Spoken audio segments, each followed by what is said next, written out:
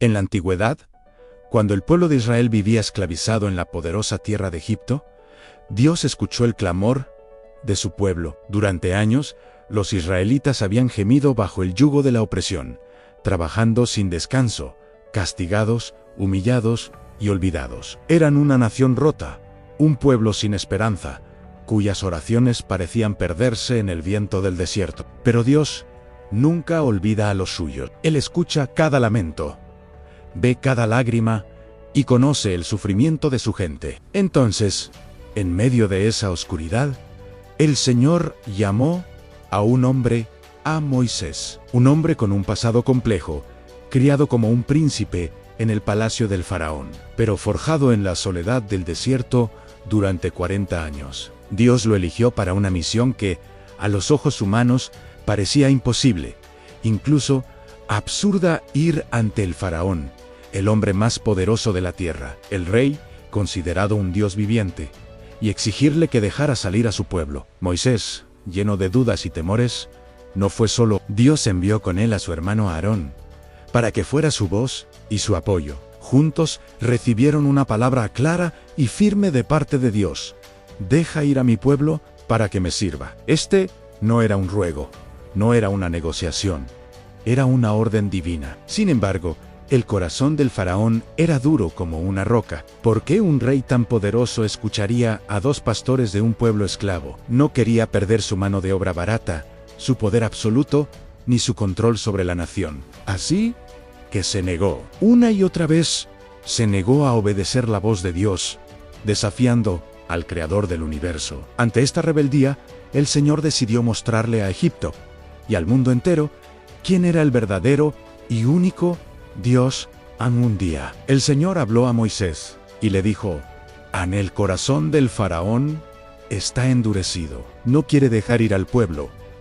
Ve por la mañana al faraón, él saldrá a la orilla del río Nilo. Preséntate ante él y toma en tu mano la vara que se convirtió en serpiente.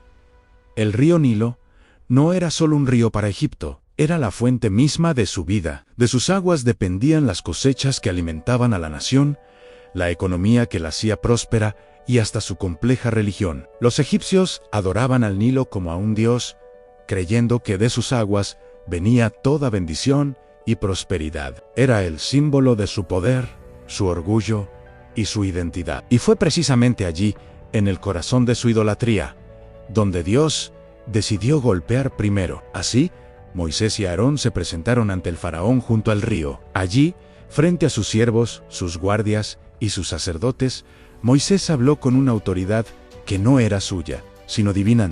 Así dice el Señor, el Dios de los hebreos: en esto conocerás que yo soy Jehová. He aquí, yo golpearé con la vara que tengo en mi mano las aguas del río y se convertirán en sangre.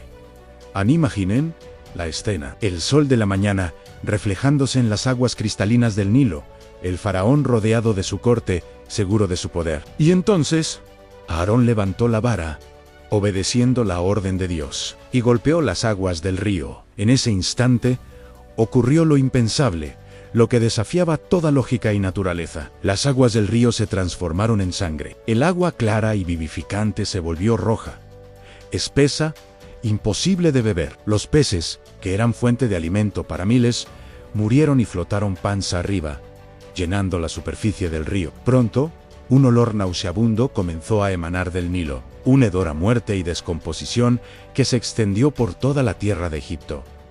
Pero la plaga no se detuvo en el gran río. Todas las aguas de Egipto, sin excepción, se convirtieron en sangre. Los ríos secundarios, los arroyos, los estanques, las cisternas, incluso el agua que los egipcios habían almacenado en recipientes de madera y de piedra dentro de sus casas, se corrompió. Donde antes había vida, ahora había muerte. Donde antes había abundancia y bendición, ahora solo había corrupción y desesperación. Los egipcios, desesperados por la sed, intentaron beber agua, pero no pudieron. El líquido vital se había convertido en un símbolo de muerte. Cavaron pozos alrededor del río, buscando desesperadamente agua limpia para sus familias, pero el desastre era total. Durante 7 días completos, la tierra de Egipto vivió en una pesadilla.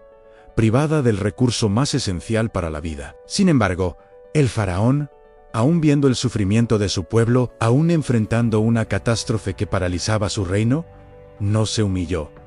Su orgullo era más grande que su compasión. Llamó a sus magos, a sus hechiceros, quienes con sus artes ocultas y sus engaños lograron imitar el milagro a pequeña escala. Y el faraón, en lugar de reconocer el poder superior de Dios, se aferró a la ilusión de su propio control y endureció más su corazón.